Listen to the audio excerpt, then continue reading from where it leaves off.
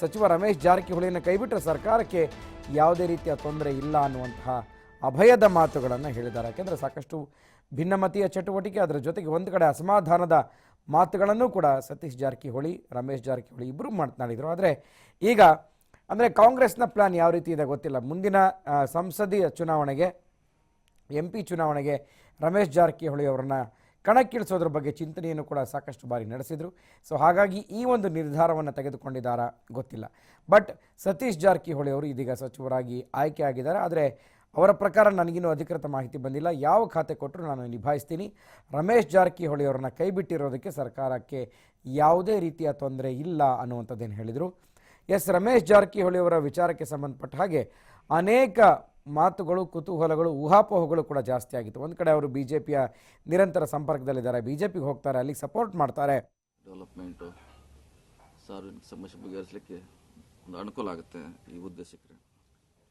ಈ ಹಿಂದೆ ತಮ್ಮ ಸಂಪುಟದಿಂದ ಕೈ ಬಿಟ್ಟಾಗ ಅದಂತೇನು ಅವಮಾನ ಇತ್ತು, ಅವಮಾನ ಹೊಳ್ಳಿ ನಿಮ್ಮ ಪಕ್ಷ ಅದನ್ನ ತೆಪ್ಪಿ ಹಚ್ಚುವಂತ ಕೆಲಸ ಮಾಡಿತ್ತ ಅಂದ್ರೆ ನಮ್ಮ ಸಹೋದರನ ಕೈ ಬಿಡು ಅವಮಾನ ತಿಳಿಕೆ ಆಗಲ್ಲ. ಕಾಂಗ್ರೆಸ್ ಪಕ್ಷದಲ್ಲಿ ಇಂಥ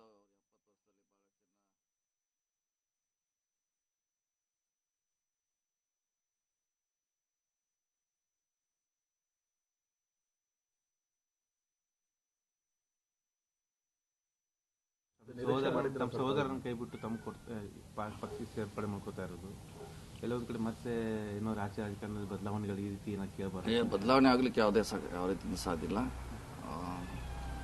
ಕಾಂಗ್ರೆಸ್ ಪಕ್ಷ ಮುಂಚೆಂದ ಹೇಳ್ತಿದ್ದು ಗಟ್ಟಿಯಾಗಿದೆ, ಇರ್ತದೆ. ಸೊ ಈ ರೀಶಪ್ಪಲ್ಲಿಂದ ನಾವು ಆದ್ರೂ ಆಯ್ತು, ಬೇರೆಯವರಾದ್ರು ತೊಂದರೆ ಆಗೋಲ್ಲ ಅಂತ ಮುಂಚೆ ಕೂಡ ಹೇಳಿದ್ವಿ. ನಾನಾದ್ರೂ ಆಯ್ತು, ಬೇರೆಯವರಾದ್ರೂ ಕೂಡ ಬೇಗ ಆಗಬೇಕು, ಆದಷ್ಟು ಜನ ನಾವು ಕೂಡ ಹೇಳ್ತಾ ಇದೀವಿ, ಒತ್ತಾಯ ಮಾಡ್ತಾ ಇದೀವಿ. ಈಗ ಮಾಡಿದ್ದಾರೆ, ಒಳ್ಳೇದಾಗಿದೆ. ಈಗ ರಮೇಶ್ ಜಾರಕಿಹೊಳಿ ಅವರದ್ದು ಪಕ್ಷದಿಂದ ಒಂದು ಕಾಲು ಹೊರಗೆ ಒಂದು ಕಾಲು ಒಳಗೆ ಇದೆ ಅಂತ ಅವ್ರ ಸಚಿವರಿದ್ದಾಗಲೇ ಆ ಮಾತು ಕೇಳಿ ಬರ್ತಾ ಇತ್ತು ಸರ್. ಈಗ ಅವರ ಸಚಿವ ಸಂಪುಟದ ಅವ್ರನ್ನ ಕೈ ಬಿಟ್ಟಿರೋದ್ರಿಂದ ನೋಡಿದ ಅವ್ರು ಇನ್ನೂ ಚರ್ಚೆ ಮಾಡ್ಬೇಕು. ಅವ್ರ ಜೊತೆ ನಾವು ಚರ್ಚೆ ಮಾಡ್ತೀವಿ, ಎಲ್ಲ ಜಿಲ್ಲಾ ಲೀಡರ್ ಕೂಡಿ. ಅವರು ಪಕ್ಷದಲ್ಲಿ ಇರ್ತಾರೆ. ಯಾಕಂದ್ರೆ ಬರುವ ಲೋಕಸಭೆ ಚುನಾವಣೆ ನಾವೆಲ್ಲ ಒಗ್ಗಟ್ಟಾಗಿ ಮಾಡಿದ್ರೆ ಹೆಚ್ಚು ಸ್ಥಾನ ಗೆಲ್ಲಕ್ಕೆ ಅವಕಾಶ ಆಗುತ್ತೆ. ಬೇರೆ ಒಂದು ಮಂತ್ರಿ ಸ್ಥಾನ ಕೊಡೋದಷ್ಟು ಯಾವ ಹುದ್ದೆ ನಿರೀಕ್ಷೆ ಇಟ್ಕೋತೀರಿ? ಯಾಕಂದ್ರೆ ದೊಡ್ಡ ಜಿಲ್ಲೆ, ಪಕ್ಷಕ್ಕೆ ತಮಗೂ ಕೂಡ ಕೊಡುಗೆ ಇದೆ. ಸಿದ್ದರಾಮಯ್ಯ ಕೂಡ ಹೇಳಿದ್ದಾರೆ ಸತೀಶ್ ಜಾರಕಿಹೊಳಿ ಮತ್ತೆ CM ಆಗ್ಬೇಕಂತ. ಅಲ್ಲ, ಸಾರ್ವಜನಿಕವಾಗಿ ಒಳ್ಳೆ ಕೆಲಸ ಮಾಡೋ ಸಿಕ್ಕರೆ ಇನ್ನೂ ಕೆಲಸ ಹೆಂಗಾರು ಮಾಡ್ತೀವಿ, ಯಾವುದೇ ಇದ್ರೂ ಕೂಡ ಮಾಡ್ತೀವಿ. ಇನ್ನು ಅದು ಪೂರಕವಾಗಿದ್ರೆ ಇನ್ನು ಹೆಚ್ಚು ಸ್ಪೀಡ್ ಆಗಿ ಮಾಡಬಹುದು. ಗೊತ್ತಿಲ್ಲ, ಇನ್ನೇನು ಬೆಂಗಳೂರಿಗೆ ಹೋದ್ಮೇಲೆ ಗೊತ್ತಾಗುತ್ತೆ. ಹೇಳಿದ್ರೆ ಜನರಿಗೆ ಹತ್ತಿರ ಇರುವಂತ ಖಾತೆ ಇದ್ರೆ ಒಳ್ಳೆಯದು. ಇಲ್ಲ, ಸಮಾಜ ಕಲ್ಯಾಣ ಖಾತೆ ಸಚಿವರು ಈಗಾಗಲೇ ಇದ್ದಾರೆ. ಸೊ ಅದರಲ್ಲಿ ಎಂತಿ ಕೊಡ್ಲಿಕ್ಕೆ ಆಗೋಲ್ಲ ಬಹುಶಃ. ಸೊ ಇದರಲ್ಲಿ ಯಾವುದು ವೇಕೆನ್ಸಿ ಇದೆ, ಖಾಲಿ ಇದೆ, ಅದರಲ್ಲಿ ಮಾತ್ರ ಕೊಡ್ಲಿಕ್ಕೆ ಅವಕಾಶ ಇದೆ. ಮತ್ತೆ ಅವಕಾಶ ಇದೆ, ಯಾವಾಗ ಮುಂದೆ ಸಮಾಜ ಕಲ್ಯಾಣ ನೋಡೋಣ ಅವಕಾಶ ಬಂದಾಗ. Okay, thank you.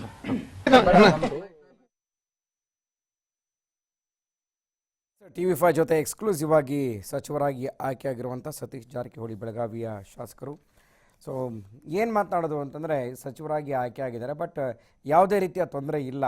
ಸೊ ನಮಗೆ ಯಾವ ಖಾತೆಯನ್ನು ಕೊಟ್ಟರು ಕೂಡ ನಿಭಾಯಿಸ್ತೀವಿ. ಸೊ ಜೊತೆಗೆ ಈ ಒಂದು ಸಚಿವ ಸ್ಥಾನ ಇದ್ದರೆ ಇನ್ನೂ ಕೆಲಸಗಳು ವೇಗವನ್ನು ಪಡ್ಕೊಳ್ಳುತ್ತೆ ಅನ್ನೋಂಥ ಮಾತನ್ನು ಹೇಳಿದರು. ಕೊಟ್ಟರು ಸರಿ, ಕೊಡದೇ ಇದ್ದರೂ ಸರಿ, ನಮ್ಮ ಕೆಲಸವನ್ನು, ಜನಸೇವೆಯನ್ನು ನಾವು ಮಾಡ್ತಾ ಇದ್ವಿ. ಸೊ ಇನ್ನು ಬೆಂಗಳೂರಿಗೆ ಹೋದ ಮೇಲೆ ಗೊತ್ತಾಗುತ್ತೆ. ನನಗೇನು ಅಧಿಕೃತವಾಗಿ ಮಾಹಿತಿ ಇಲ್ಲ. ಆದರೆ ರಮೇಶ್ ಜಾರಕಿಹೊಳಿ ಅವರ ಸಹೋದರ ಸಚಿವ ಸ್ಥಾನದಿಂದ, ಸಂಪುಟದಿಂದ ಕೈಬಿಟ್ಟಿರೋದಕ್ಕೆ ಸರ್ಕಾರಕ್ಕೆ ಯಾವುದೇ ರೀತಿಯ ತೊಂದರೆ ಆಗೋದಿಲ್ಲ ಅನ್ನುವಂಥ ಮಾತನ್ನು ಕೂಡ ಸ್ಪಷ್ಟಪಡಿಸಿದ್ದಾರೆ. ಈ ಬಗ್ಗೆ ಮತ್ತಷ್ಟು ಹೆಚ್ಚಿನ ಮಾಹಿತಿಯನ್ನು ನಮ್ಮ ಬೆಳಗಾವಿಯ ಪ್ರತಿನಿಧಿ ಶ್ರೀಧರ್ ನೇರ ಸಂಪರ್ಕದಲ್ಲಿ ಕೊಡ್ತಾರೆ. ಶ್ರೀಧರ್, ಸಾಕಷ್ಟು ಗಲಾಟೆ, ಗದ್ದಲ, ಅದರ ಜೊತೆಗೆ ಭಿನ್ನಮತ ಚಟುವಟಿಕೆ, ಒಂದು ಕಡೆ ಅಸಮಾಧಾನ, ಮುನಿಸು, ಇದೆಲ್ಲದರ ನಂತರದ ಈಗ ಸ್ಥಾನ ಲಭಿಸಿರುವಂಥದ್ದು ಸತೀಶ್ ಜಾರಕಿಹೊಳಿ ಅವರಿಗೆ. ಒಂದು ಕಡೆ ರಮೇಶ್ ಜಾರಕಿಹೊಳಿ ಅವರನ್ನು ಸಂಪುಟದಿಂದ ಕೈ ಬಿಡಲಾಗಿದೆ. ಹಲವಾರು ಸಂದರ್ಭಗಳಲ್ಲಿ ಅಸಮಾಧಾನವನ್ನು ವ್ಯಕ್ತಪಡಿಸಿದರು. BJP ಸಖ್ಯವನ್ನು ಮಾಡ್ತಾ ಇದ್ದಾರೆ ಅಂತ ಮೇಲ್ನೋಟಕ್ಕೆ ಗೊತ್ತಾಗ್ತಾ ಇದ್ರು ಕೂಡ, ಇಲ್ಲ ನಾವು ಸರ್ಕಾರದ ಜೊತೆ ಇರ್ತೀವಿ, ಕಾಂಗ್ರೆಸ್ಸನ್ನು ಬಿಟ್ಟು ಹೋಗೋದಿಲ್ಲ ಅಂತ. ಬಟ್ ಈ ಒಂದು ಕಾಂಗ್ರೆಸ್ ಹೈಕಮಾಂಡ್ನ ಪ್ಲಾನ್ ಏನು ಹೇಳ್ತಾರೆ ಸತೀಶ್ ಜಾರಕಿಹೊಳಿ ಅಂತ?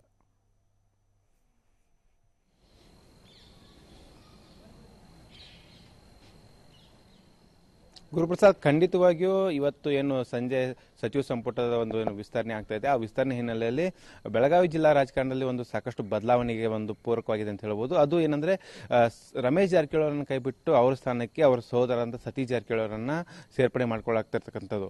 ಅದರಲ್ಲೂ ಪ್ರಮುಖವಾಗಿ ನೋಡ್ಬೇಕಂದ್ರೆ ಸಿದ್ದರಾಮಯ್ಯ ಸರ್ಕಾರದಲ್ಲಿದ್ದಾಗ ಸತೀಶ್ ಜಾರಕಿಹೊಳಿ ಅವರು ಸಿದ್ದರಾಮಯ್ಯ ಅವರ ಜೊತೆ ಮುನಿಸಿಕೊಂಡಿದ್ರು. ಆ ಒಂದು ಹಿನ್ನೆಲೆಯಲ್ಲಿ ಸತೀಶ್ ಜಾರಕಿಹೊಳಿ ಅವರನ್ನ ಕೈಬಿಟ್ಟು ರಮೇಶ್ ಜಾರಕಿಹೊಳಿ ಅವರಿಗೆ ಮಂತ್ರಿ ಸ್ಥಾನ ನೀಡಿದ್ರು. ಆಗ ಒಂದೇ ಕುಟುಂಬದಲ್ಲಿ ಸಚಿವ ಸ್ಥಾನ ನೀಡುವುದರಿಂದ ಆಗುವಂತ ಏನು ಬಂಡಾಯ ಇದೆ, ಬಂಡಾಯ ಶಮನಗೊಳಿಸಿದಂತೂ ಆಯಿತು. ಜೊತೆಗೆ ಸತೀಶ್ ಜಾರಕಿಹೊಳಿ ಅವರನ್ನ ಒಂದು ಸರ್ಕಾರದಿಂದ ಆಗಿರ್ಬೋದು ಸಚಿವ ಸಂಪುಟದಿಂದ ದೂರ ಇಡುವ ಮೂಲಕ ಕಡೆಗಣಿಸುವಂತ ಕೆಲಸ ಸಿದ್ದರಾಮಯ್ಯ ಸರ್ಕಾರದಲ್ಲಾಗಿತ್ತು. ತದನಂತರ ಏನು ಆದಂತ ಎಲ್ಲ ರಾಜಕೀಯ ಬೆಳವಣಿಗೆಗಳು ನೋಡಿದಾಗ ಜಾರಕಿಹೊಳಿ ಸೋದರರು ಕೂಡ ಎಲ್ಲೋ ಒಂದ್ ಕಡೆ ಆರೋಪ ಪ್ರತ್ಯಾರೋಪ ಮಾಡಿಕೊಂಡೇ ಬಂದಿದ್ರು. ಆದ್ರೆ PLD ಬ್ಯಾಂಕ್ ಏನು ಚುನಾವಣೆ ಆಯಿತು, ಚುನಾವಣೆ ಬಳಿಕ ಏನು ಇಬ್ಬರು ಸೋದರ ಮಧ್ಯೆ ಇದ್ದಂತ ಬಿರುಕಿದೆ, ಆ ಬಿರುಕು ಶಮನವಾಗಿ ಇಬ್ಬರು ಸೋದರರು ಕೂಡ ಒಂದಾಗಿ ಒಗ್ಗಟ್ಟಾಗಿ ಕಾಣಿಸಿಕೊಂಡ್ರು. ಆನಂತರ PLD ಬ್ಯಾಂಕ್ ಚುನಾವಣೆ ಬಳಿಕ ಆದಂತಹ ಎಲ್ಲ ರಾಜಕೀಯ ಬೆಳವಣಿಗೆಗಳಿಂದ ರಮೇಶ್ ಜಾರಕಿಹೊಳಿ ಅವರು ಏನು ದೋಸ್ತಿ ಸರ್ಕಾರದಿಂದ ಆಗಿರ್ಬೋದು ಮತ್ತು ಕಾಂಗ್ರೆಸ್ ಪಕ್ಷದ ಕಾರ್ಯಚಟುವಟಿಕೆಯಿಂದ ದೂರನೇ ಉಳಿದುಕೊಂಡ್ರು. ಆ ಒಂದು ಹಿನ್ನೆಲೆಯಲ್ಲಿ ಪದೇ ಪದೇ ರಮೇಶ್ ಜಾರಕಿಹೊಳಿ ಅವರು ನೀಡುವಂತಹ ಹೇಳಿಕೆಗಳಾಗಿರ್ಬೋದು, ಜೊತೆಗೆ ಅವ್ರ ನಡೆ ಆಗಿರ್ಬೋದು, ಇವೆಲ್ಲವೂ ಕೂಡ ಎಲ್ಲೋ ಒಂದು ಕಡೆ ಕಾಂಗ್ರೆಸ್ ಪಕ್ಷಕ್ಕೆ ಮತ್ತು ದೋಸ್ತಿ ಸರ್ಕಾರಕ್ಕೆ ಮುಜುಗರ ಉಂಟು ಮಾಡಿದ ಹಿನ್ನೆಲೆಯಲ್ಲಿ ಈಗ ಅದೇ ಸ್ಥಾನವನ್ನ ರಮೇಶ್ ಜಾರಕಿಹೊಳಿಗೆ ನೀಡಿದಂತಹ ಸಚಿವ ಸ್ಥಾನವನ್ನು ಕಿತ್ತುಕೊಂಡು ಅವರ ಸಹೋದರ ಅಂತ ಸತೀಶ್ ಜಾರಕಿಹೊಳಿಗೆ ನೀಡಲಾಗ್ತಾ ಇದೆ. ಈ ಒಂದು ಹಿನ್ನೆಲೆಯಲ್ಲಿ ಬೆಳಗಾವಿ ಜಿಲ್ಲಾ ರಾಜಕಾರಣದಲ್ಲಿ ಇದೊಂದು ಒಂದು ಬದಲಾವಣೆಗೆ ಒಂದು ಕಾರಣವಾಗಿದೆ ಅಂತ ಹೇಳ್ಬೋದು. ಅಷ್ಟೇ ಅಲ್ಲದೆ ಇವತ್ತು ಪ್ರಮಾಣ ವಚನ ಸ್ವೀಕರಿಸಿದ ಬಳಿಕ ರಮೇಶ್ ಜಾರಕಿಹೊಳಿ ಅವರ ನಡೆ ಏನು ಅನ್ನೋಂಥ ಕೂಡ ಕುತೂಹಲ ಕೇಳಿಸಿದೆ. ಈಗಾಗಲೇ ಸತೀಶ್ ಜಾರಕಿಹೊಳಿ ಅವರು ಈಗ ಸಚಿವ ಸಂಪುಟ ಸೇರ್ಪಡೆ ಬಗ್ಗೆ ನನಗೆ ಯಾವುದೇ ಸರ್ಕಾರದಿಂದ ಆಗಲಿ ಅಥವಾ ಪಕ್ಷದಿಂದಾಗಲಿ ಅಧಿಕೃತವಾಗಿ ಯಾವುದೇ ರೀತಿಯ ನನಗೆ ಆಹ್ವಾನ ಬಂದಿಲ್ಲ. ಆದರೆ ಮಾಧ್ಯಮಗಳಿಂದ ತಿಳಿದು ನನಗೆ ಸಂಪುಟಕ್ಕೆ ಸೇರ್ಪಡೆ ಆಗ್ತಿದ್ದೀನಿ ಅನ್ನೋಂಥ ಮಾಹಿತಿ ಬಂದಿದೆ. ಆ ಒಂದು ಹಿನ್ನೆಲೆಯಲ್ಲಿ ಈಗ ಸತೀಶ್ ಜಾರಕಿಹೊಳಿ ಬೆಳಗಾವಿಯಿಂದ ಬೆಂಗಳೂರು ಕೂಡ ಪ್ರಯಾಣ ಬೆಳೆಸಿದ್ದಾರೆ. ಜೊತೆಗೆ ಯಾವುದೇ ಖಾತೆ ನೀಡಿದ್ರು ಕೂಡ ಆ ಖಾತೆಯನ್ನು ನಾನು ನಿರ್ವಹಿಸುವೆ. ಜೊತೆಗೆ ಜನರಿಗೆ ಒಂದು ಹತ್ತಿರವಾಗಿರುವಂತಹ ಖಾತೆ ನೀಡಿದರೆ ಒಳ್ಳೆಯದು ಅನ್ನುವಂಥ ಒಂದು ಇಂಗಿತವನ್ನು ಕೂಡ ವ್ಯಕ್ತಪಡಿಸಿದ್ದಾರೆ. ಆದರೆ ಇನ್ನೊಂದು ಅಂಶವನ್ನ ಸತೀಶ್ ಜಾರಕಿಹೊಳಿ ಸ್ಪಷ್ಟಪಡಿಸಿದ್ದಾರೆ. ನಾನಾಗ್ಲಿ ಅಥವಾ ರಮೇಶ್ ಜಾರಕಿಹೊಳಿ ಆಗಲಿ ಯಾರೇ ಒಂದು ಸಂಪುಟದಿಂದ ಕೈ ಬಿಟ್ಟರು ಕೂಡ ಸರ್ಕಾರಕ್ಕೆ ಯಾವುದೇ ರೀತಿ ತೊಂದರೆ ಆಗುವುದಿಲ್ಲ ಅನ್ನೋ ಹೇಳುವ ಮೂಲಕ ಪರೋಕ್ಷವಾಗಿ ತಮ್ಮ ಸಹೋದರರನ್ನ ಸಚಿವ ಸಂಪುಟದಿಂದ ಕೈ ಬೀಳೋದ್ರಿಂದ ಏನು ದೋಸ್ತಿ ಸರ್ಕಾರ ಬೀಳುತ್ತಾ ಅನ್ನುವಂಥ ಒಂದು ಪ್ರಶ್ನೆ ಇತ್ತು. ಆ ಪ್ರಶ್ನೆಗೆ ಅದನ್ನು ನಿರಾಕರಿಸಿದ್ದಾರೆ. ದೋಸ್ತಿ ಸರ್ಕಾರಕ್ಕೆ ಯಾವುದೇ ರೀತಿಯ ತೊಂದರೆ ಆಗುವುದಿಲ್ಲ ಅನ್ನುವಂಥ ಮಾತನ್ನು ಕೂಡ ಸತೀಶ್ ಜಾರಕಿಹೊಳಿ ಹೇಳಿದ್ದಾರೆ. ಮತ್ತೆ ಸಚಿವ ಸಂಪುಟ ವಿಸ್ತರಣೆ ಆದ ಬಳಿಕ ಬೆಳಗಾವಿ ಜಿಲ್ಲೆಯಲ್ಲಿ ಬಂದು ಜಿಲ್ಲಾ ನಾಯಕರೊಂದಿಗೆ ಒಂದು ಸಭೆ ನಡೆಸಿ ಎಲ್ಲರನ್ನು ಒಗ್ಗಟ್ಟಾಗಿ ಕರೆದುಕೊಂಡು ಹೋಗುವಂತ ಕೆಲಸ ಮಾಡ್ತೀನಿ ಅನ್ನುವಂಥ ಮಾತನ್ನು ಕೂಡ ಸತೀಶ್ ಜಾರಕಿಹೊಳಿ ಹೇಳಿದ್ದಾರೆ.